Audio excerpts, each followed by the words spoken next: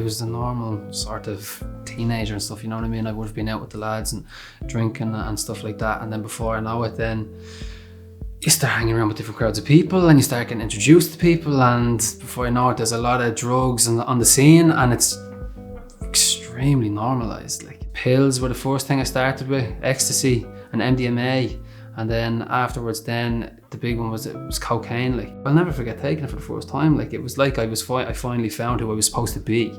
This is why I was put on this earth, was to feel like this constantly, because I'd never felt like that before. You know what I mean? It was constant just insecurities about even just the way I looked, the way I dressed, where it was from, you know what I mean? And everything sort of played into it. The reason that I'm in recovery now is because of my mum and dad.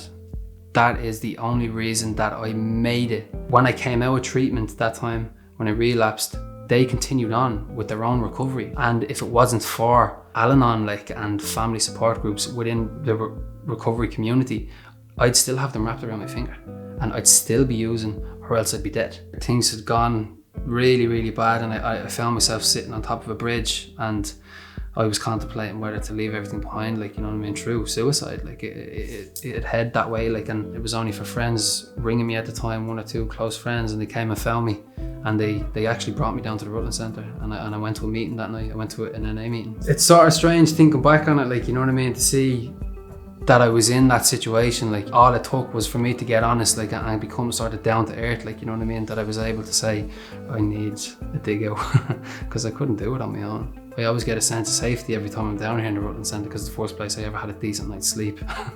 I can genuinely sit here in front of you and tell you that I'm happy out, like, I am, you know what I mean? I'm going on to finish my degree now.